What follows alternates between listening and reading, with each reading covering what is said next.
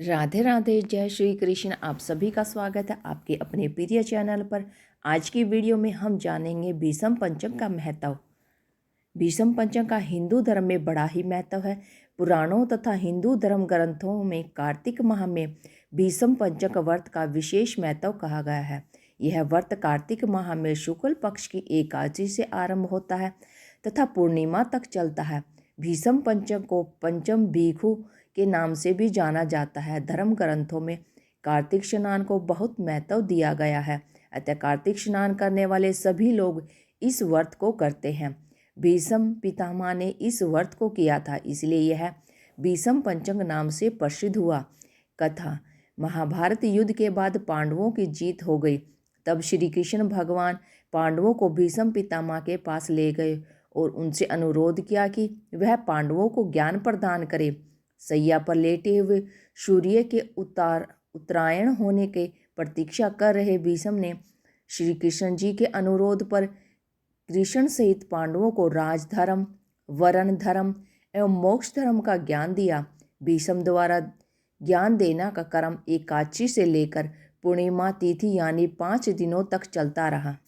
भीष्म पितामह ने जब पूरा ज्ञान दे दिया तब श्री कृष्ण भगवान ने कहा कि आपने जो 5 दिनों में ज्ञान दिया है, यह 5 दिन आज से अति मंगलकारी हो गए हैं। इन 5 दिनों को भविष्य में भीष्म पंचक के नाम से जाना जाएगा। भीष्म पंचक की व्रत पूजा विधि: भीष्म पंचक व्रत में 4 द्वार वाला एक मंडप बनाया जाता है। मंडप को गाय के गोबर से लीप कर मध्य में एक वेदी का निर्माण किया जाता है। वेदी पर तिल रखकर कलश स्थापित किया जाता है। इसके बाद भगवान वासुदेव की पूजा की जाती है। इस व्रत में कार्तिक शुक्ल एकादशी से लेकर कार्तिक पूर्णिमा तिथि तक घी के दीपक जलाए जाते हैं। भीष्म पंचक व्रत करने वाले को 5 दिनों तक संयम एवं सात्विकता का पालन करते हुए यज्ञ आदि कर्म करना चाहिए। इस व्रत में गंगा पुत्र भीष्म की तृप्ति के लिए श्राद्ध और तर्पण का भी विधान है। पंचभिक्षु कथा: पंचभिक्षु व्रत में एक अन्य कथा का भी उल्लेख आता है। इस कथा के अनुसार एक नगर में एक साहूकार था। उस साहूकार के एक बेटा और बहू थे। बहू बहुत ही सुंदर और संस्कारी थी। बहू कार्तिक माह में रोज सवेरे उठकर गंगा स्नान के लिए जाती थी। सुबह जल्दी जाते समय वह किसी भी प्राय पुरुष का मुंह नहीं देखती थी। एक राजा का बेटा भी बहुत सवेरे गंगा स्नान के लिए जाता।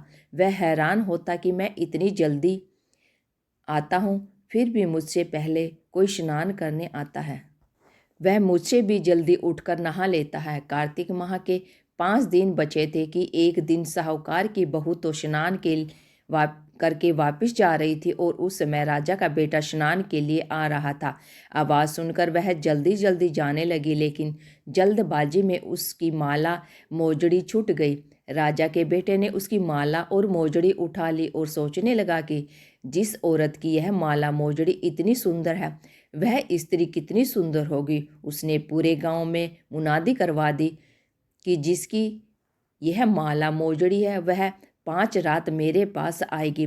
राजा का बेटा बहुत ही अहंकारी था। साहूकार के बेटे की बहू ने कहलवा दिया कि मैं 5 रात आऊंगी, लेकिन किसी को साख भरने बैठा देना, अर्थात किसी को गवाही के लिए बैठा देना।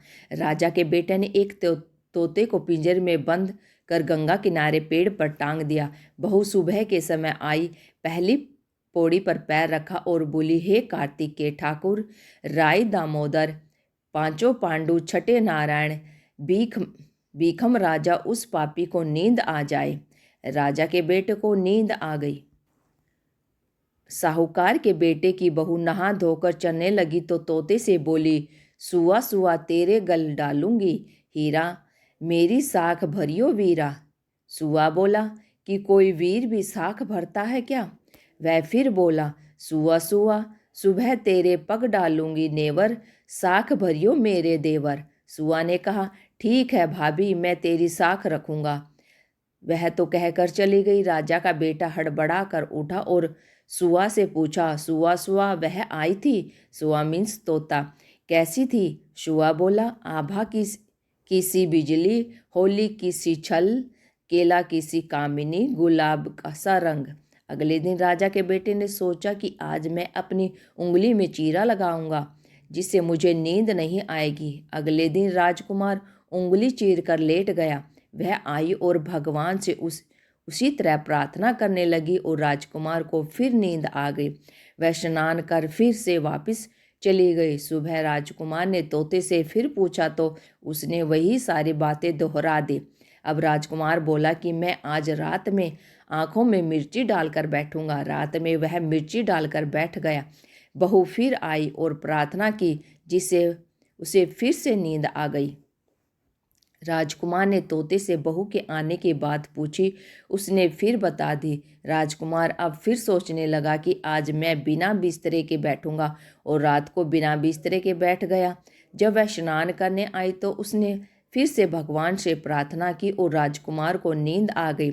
जब वह नहाकर जाने लगी तो आंखें बंद कर के चली गई। राजकुमार जब उठा तो वह जा चुकी थी। राजकुमार फिर सोच में पड़ गया और सोचने लगा कि आज मैं अंगीठी जलाकर बैठूंगा, जिससे नींद नहीं आएगी। फिर वह रात को अंगीठी रखकर बैठ गया। साहूकार की बहू आई और भगवान से फिर से प्रार्थना करने लगी कि अपने 4 रातें तो निकाल दी हैं, अब यह रात और निकाल दो। भगवान ने उसकी बात रख ली और राजकुमार को नींद आ गई।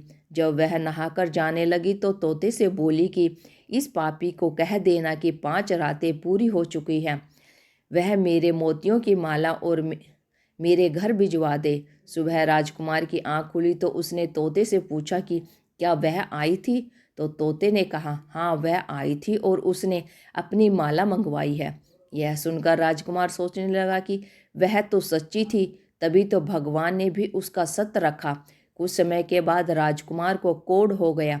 राजा ने ब्राह्मण को बुलाकर पूछा कि मेरे बेटे का शरीर क्यों जल रहा है। ब्राह्मण ने विस्तार से सारी बातें राजा को बताई कि इसने क्या किया था। ब्राह्मण ने कहा कि उसने पतिव्रता स्त्री पर बुरी नज़र डाली, इसलिए यह इस रोग से पीड़ित हुआ है। राजा ने इसके ठीक होने का उपाय पूछा तो ब्राह्मण ने कहा कि उस साहूकार की बहू को धर्म की बहन बनाए और रोज उसके नहाए हुए जल से यह स्नान करे, तब यह ठीक हो सकता है। राजा साहूकार की बहू की माला लेकर साहूकार के घर गया और बोला कि यह माला आपकी पुत्र वधू की है, इसे ले और अपनी बहू के नहाए हुए जल से मेरे बेटे को नहला दे। साहूकार बोला कि वह तो किसी पराये पुरुष का मुंह नहीं देखती, आप उसे इस नाली पर बिठा दीजिए। जब वह ऊपर से नहाएगी तब नीचे इस नाली में पानी से आपका पुत्र नहा लेगा। राजकुमार ने ऐसा ही किया और कुछ समय के बाद उसका शरीर चंदन जैसा हो गया। हे पंच भिक्षु देवता, जैसे आपने साहूकार की पुत्रवधू का सत्य रखा, वैसे ही सबका रखना। कहने वाले और सुनने वाले सभी हुंकार भरने वालों को पर अपनी कृपा बरसाना। आइए अब सुनते हैं पंच भिक्षु गीत। पुनो नहाई पड़वा नहाई, 5 रतन पंच तीर्थ पंच भीखम नहाई। 1 टका मेरी गांठ में सुनियो रघुराई, आधे का लाई आंवले आधे का राई। राय दामोदर सांवला जिसने सृष्टि रचाई, राजा के घर उतरी पुत्री बन आई। राजा लाया ब्याह के रानी बन आई, 4 चक्कर 4 मक्कर 4 दिए की लो। मैं तुझसे पूछूं श्री कृष्ण की कब निस्तारा होए, अब आएगा कार्तिक का महीना तब निस्तारा होए। कार्तिक माह में सुनी जाने वाली पंच भिक्षु कहानी आपको कैसी लगी? अगर अच्छी लगी है तो वीडियो को लाइक करें, शेयर करें और चैनल को सब्सक्राइब करके बेल आइकन जरूर दबा लें। Thank you for watching my video. जय हिंद, जय भारत, जय श्री कृष्णा, राधे राधे।